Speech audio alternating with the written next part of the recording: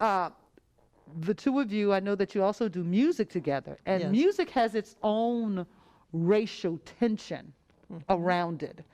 I know you shared a story with me when you were in Mississippi,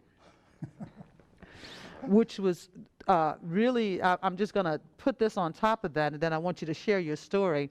I'd gotten booked to go to Biloxi, Mississippi, which is a tourist. You know, they had the casinos and everything. And it was a show that I was in, and they had booked the show, and I was one of the lead performers. And I got a call from the agent. Everyone else in the show was white. And this was probably 1995, 98, somewhere in there. And I get a call from the agent that said, you know, Gino, I really love you. I love what you do. It's really great. And, you know, the grounds where you're going to be staying is so fantastic. It'll probably take up all the time while you're there just to, you know, discover the grounds. Right. And I said, well, what do you mean? He said, I think it would be great for you to stay on the ground. Oh, I think that would be a good idea for you. did you mean camping out? And so I said, so the rest of the crew, did you call them? No. But I wanted you to really understand that it would really behoove you to stay on the ground. And in the evening time, to make sure that maybe you're in your room. And I was like, oh my God. And so I had to sit with that for a minute. And I thought, I will not go to a place that in this day and time will not support me as an individual, as a person. And I have to say, I was very proud of the crew that I worked with, because when I said, I'm not going, I'm out, and explained to them why, everybody backed out as well. Okay. And, Good. you know, it's tough sometimes for musicians to make, I shouldn't say it's tough, but to make the call that, no, I'm not going to do this. I'm not going to support this. Because they were telling me already, you're black, don't leave these grounds. We will not be responsible Yeah, that's right. if you're hanging from a tree somewhere. Don't do it. And this was a tourist. This was a tourist spot. But as long as I stayed in the little compound, they felt that I would be safe. So I wanted to share that with the two of you. Now, share your story about Mississippi. Well, let me start it, just That's as, for fine. Go, instance baby. here. I want to address Biloxi Yes. just really quick because I spent time down in Biloxi, Mississippi.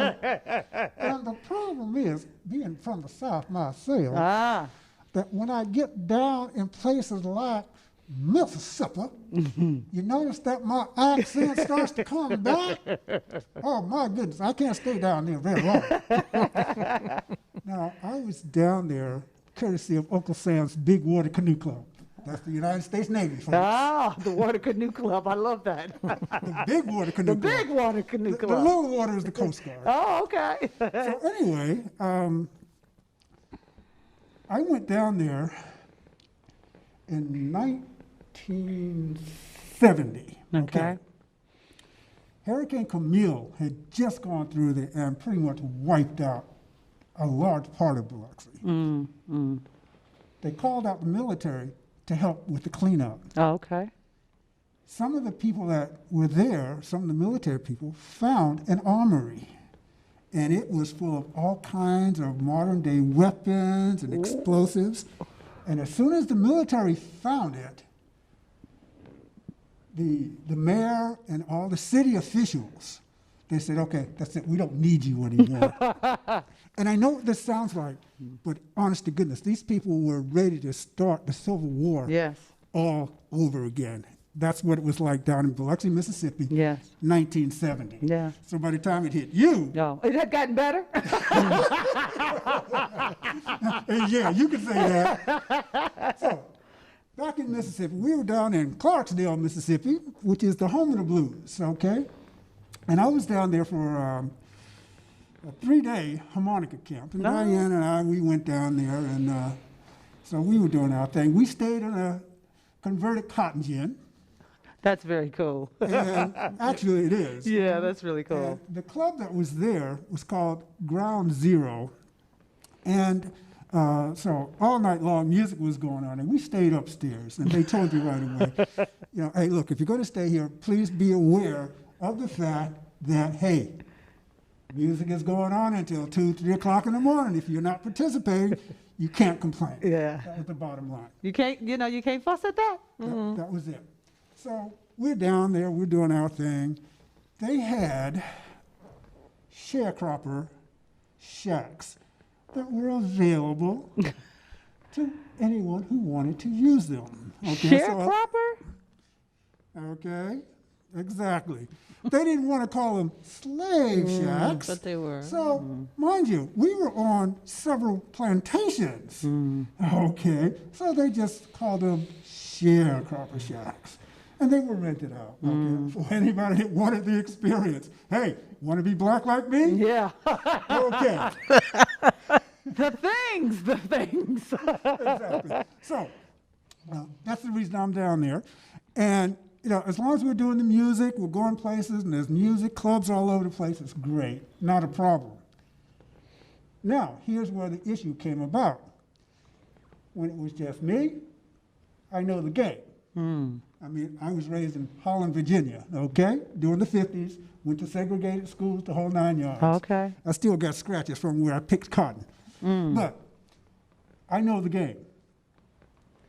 This lady had a totally different experience when she was on her own. Take it, Dee. I was not prepared for the racial tension that was very close to the surface. I was born and raised in San Diego, in North Park, and what did I know? I'm used to diversity, people coming through from the military, they stay for a while, then they leave, there's all races on by the border. So we get there, and while he was spending his days at the plantation where the harmonica camp was, Oh, sweet cherry. I'm sure you could hear it. I'm sure you could hear them in the distance. Oh, yeah. trying to get him to sing it, but he said no. So I took our rental car and went to get some groceries because we had a kitchenette upstairs above ground zero. And I'm wheeling around with my grocery cart, and I'm happy because I'm on vacation, and I'm saying hi to everybody. I say hi to any of the people that were of color, and they would turn their head and kind of look down, and they might say something, more likely they didn't. But I'd say it to the white people I encountered, they're all just, hey, where are you from? Because I didn't talk with the accent. Exactly. And they were very welcoming to me, and it was strange. There was something different going on. And a day or two later, I went shopping for some T-shirts for our band. And while I was there, a young black man came in looking for a hat. And while I'm waiting for the shirts to be printed, he kept pointing to a hat, a baseball cap that was up high. And there were two white clerks in the store who'd been very nice to me, but they were kind of ignoring him, and they pretended like they didn't know which hat. So finally, I intervened. I said, I think it's that one right there. No, it's there. They finally brought it down. He ended up buying it. And I'm still waiting, and the young man's facing me, and I'm looking past him to the clerks, and the clerk ringing it up said, oh, this is so nice, because now you can tell all your friends that some black or white women, made a mistake there, some white women dressed you today. And my face just fell. Oh my God. And he was so stoic. He didn't even flinch or anything, but I reacted, and I thought, I'm not comfortable here.